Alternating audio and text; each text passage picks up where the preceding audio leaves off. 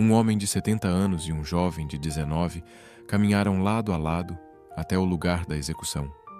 Nenhum dos dois tentou fugir. Nenhum dos dois implorou por misericórdia. A lâmina que os decapitou pertencia à mão de seus próprios parentes. Isso aconteceu na Coreia, em 1866. E é por causa desses dois homens que hoje quase 6 milhões de pessoas são católicas naquele país. Quem eram Marcus Chong e Aleixo Sejong? E o que os levou a escolher a morte em vez da traição? Santos não nascem prontos. Eles tropeçam, duvidam, às vezes até caem, assim como você e eu. Esse canal existe para contar essas histórias. Histórias reais, de pessoas reais que encontraram Cristo no meio da dor e não largaram mais. Se isso faz sentido para você, se inscreve e deixa o like. Cada curtida ajuda o YouTube a levar essa história para alguém que precisa ouvir. Agora, volta para a Coreia do século XIX, porque Marcos e Aleixo ainda têm muito a te contar. A Coreia do século XIX não era um lugar gentil para quem buscava respostas. Era um país fechado, orgulhoso, governado por uma dinastia que via o mundo exterior com desconfiança e qualquer ideia estrangeira como uma ameaça direta à ordem que sustentava tudo. Marcus Chong Uibae nasceu dentro dessa ordem. Filho de família nobre, cresceu com o peso e o privilégio de um nome respeitado. Tornou-se professor, um homem de letras, de compostura, de respeito social. Casou-se, construiu uma vida, e então perdeu tudo isso com a morte da esposa. Não há registro exato de como foi esse luto, mas qualquer pessoa que já perdeu alguém sabe o que acontece com o chão quando ele some debaixo dos pés. O silêncio da casa, os hábitos que continuam, o chá, a mesa, a hora do sono, mas já não fazem mais sentido. Foi nesse vazio que Marcos começou a prestar atenção em algo que havia ignorado por anos. 2 sacerdotes católicos tinham sido presos, torturados, executados. Isso não era novidade na Coreia daquele tempo. Cristãos eram perseguidos como inimigos do Estado. O esperado era que o povo virasse os olhos, que esquecesse rápido. Mas Marcos não conseguiu esquecer uma coisa: a alegria. Aqueles padres, mesmo sob tortura, tinham nos rostos algo que ele nunca tinha visto em nenhum sábio, em nenhum nobre, em nenhum homem de posição. Pareciam livres. E Marcos, viúvo, culto, respeitado, nunca havia se sentido assim. O batismo não foi o fim da transformação de Marcos, foi o começo. Ele poderia ter guardado a fé para si. Muitos faziam isso, praticavam em segredo, sussurravam orações com as janelas fechadas, viviam uma dupla vida por pura sobrevivência. Na Coreia daquele tempo, ser cristão em público era assinar a própria sentença. Marcos escolheu o caminho oposto. Vendeu o que tinha. Abriu mão do status que o nome da família lhe garantia. Adotou uma criança abandonada. Passou a visitar doentes que ninguém queria perto. Cuidou de órfãos que o mundo havia descartado. A esposa, que também abraçara a fé, caminhava ao lado dele nessa escolha. Juntos, viraram sinais vivos de algo que o confucionismo, com toda a sua rigidez hierárquica, nunca havia conseguido explicar: que um ser humano pode servir outro sem nada esperar em troca. Foi nesse contexto que chegou até Marcos um jovem enviado pelo bispo São Simeão Berneu. Seu nome era Aleixo Sejong, rico, jovem, família influente. 19 anos e o mundo inteiro pela frente. Pelo menos era o que qualquer pessoa de fora pensaria ao olhá-lo. Mas Aleixo carregava uma inquietação que a riqueza não resolvia. Quando Marcos começou a falar, Aleixo ouviu com uma atenção que surpreendeu até o velho catequista. Não era a curiosidade superficial de quem quer debater ideias. Era a sede de quem reconhece pela primeira vez que encontrou água de verdade. A conversão foi rápida e custou caro. A família de Aleixo não aceitou. As ameaças vieram primeiro. Depois, as agressões físicas. Ele ficou. A Coreia não perseguia cristãos por acaso. Havia uma lógica por trás de cada prisão, cada execução, cada família destroçada em nome do Estado. O confucionismo religião oficial, espinha dorsal da dinastia Joseon, ensinava que a ordem social era sagrada, que honrar os ancestrais era dever supremo, que a lealdade ao rei vinha antes de qualquer outra lealdade.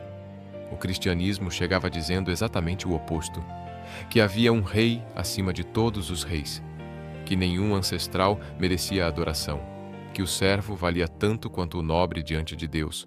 Para o Estado coreano, isso não era religião, era subversão. As prisões se multiplicavam, as execuções também. Marcos ajudou dezenas de católicos a fugir do país, organizou rotas, arranjou abrigos, arriscou o próprio nome para salvar vidas. Mas ele mesmo não foi. Ficou. Quando finalmente o prenderam, seus algozes tinham uma missão clara: arrancar nomes, descobrir quem eram os cristãos escondidos, usar Marcos como chave para desmantelar toda a rede. Ele não entregou ninguém. Com uma frieza nascida, não da crueldade, mas do amor, Marcos foi nomeando cristãos, um por um, com calma. Nomes de homens e mulheres que já haviam morrido e que, portanto, não podiam mais ser tocados por nenhum algoz. Seus algozes nunca perceberam. Enquanto isso, do lado de fora, Aleixo soube da prisão do mestre. E foi aí que o jovem corajoso, aquele que havia abandonado família e riqueza pela fé, desmoronou. O medo chegou antes da razão. E Aleixo fez o impensável, negou Cristo. Negar a fé não era apenas dizer uma palavra. Na Coreia daquele tempo, a apostasia pública tinha um ritual, uma demonstração, uma prova concreta de que o cristão havia realmente abandonado tudo aquilo em que acreditava. Aleixo não apenas negou com palavras, participou do linchamento de um catequista. Não há como suavizar isso. Não há como encontrar um ângulo mais gentil para olhar para esse momento. Um jovem que havia sido catequizado, que havia convertido 20 pessoas da própria família, que havia traduzido textos católicos para que outros pudessem ler na própria língua. Esse mesmo jovem agora levantava a mão contra um irmão na fé. O medo faz isso com as pessoas. E Aleixo sabia disso melhor do que ninguém quando, horas depois, a tempestade interna começou. A Bíblia tem um nome para o que ele sentiu. São João chama de compunção. São Lucas descreve assim, falando de Pedro: saiu dali e chorou amargamente. Aleixo chorou. Com certeza chorou. Mas não parou no choro. Com uma coragem que talvez fosse maior do que aquela que o havia sustentado antes da queda, ele tomou uma decisão que poucos teriam tomado. Foi até a prisão, onde estava um bispo católico. Bateu, entrou, ajoelhou e confessou tudo. O perdão veio, como sempre vem, sem hesitação, sem condição, sem o peso que Aleixo carregava esperando encontrar do outro lado. Mas ao sair da cela do bispo, Aleixo foi reconhecido e preso. Desta vez, não havia mais fuga. Não havia mais negação possível. Desta vez, Aleixo permaneceu firme, como uma rocha, como alguém que já não tinha mais nada a perder, porque havia encontrado tudo. A manhã de 11 de março de 1866 começou como qualquer outra na Coreia. O frio ainda cortava o ar. O céu tinha aquela cor cinza fechada de início de primavera, quando o inverno ainda não foi embora de vez, mas já não tem mais força para ficar. Dentro da prisão, 2 homens foram tirados das celas. Um tinha 70 anos, o outro, 19. Marcos Chong Uibae havia passado décadas construindo uma vida, perdendo uma esposa, encontrando uma fé, servindo os pobres, protegendo os irmãos, resistindo aos algozes. 7 décadas de história condensadas num corpo que naquela manhã caminhava com a serenidade de quem já resolveu tudo o que precisava resolver. Aleixo U Seyong tinha a vida inteira pela frente. Pelo menos era o que o mundo diria. 19 anos. Jovem o suficiente para recomeçar, para negar de novo, para salvar a própria pele com uma única palavra. Ele não disse essa palavra. Os 2 caminharam juntos, o velho catequista e o jovem catequizando, o mestre e o discípulo. 2 homens de famílias nobres, de mundos completamente diferentes em idade e experiência, unidos por uma fé que nenhuma espada havia conseguido apagar. O que pensavam naquele caminho, ninguém pode saber com certeza. Mas há algo que os textos guardam com cuidado, Eles não foram arrastados, não foram empurrados, não precisaram de correntes para chegar até o lugar da execução. Foram. E quem os esperava do outro lado não eram soldados do Estado, eram seus próprios parentes. A lâmina caiu 2 vezes, e a igreja na Coreia, regada com o sangue de milhares antes deles, ganhou mais 2 nomes que o mundo tentaria esquecer. Não conseguiu. 102 anos depois, o Papa Paulo VI pronunciou os nomes deles em voz alta diante do mundo. 18 anos mais tarde, João Paulo II foi até a Coreia, pessoalmente, e canonizou Marcos e Aleixo ao lado de outros 93 mártires coreanos, num país onde, um século antes, ser cristão era crime punível com a morte. Hoje, quase 6 milhões de pessoas na Coreia do Sul são católicas. Nenhuma delas nasceu no vazio. Todas elas são, de alguma forma, fruto daquele sangue, daquele velho catequista que escolheu ficar, daquele jovem que caiu, se levantou e não caiu mais. A história de Marcos e Aleixo não é uma história sobre morte.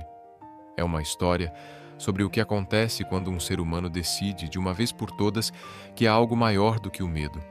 Eles não eram heróis de nascença, eram pessoas, com perdas, com fraquezas, com momentos de colapso total.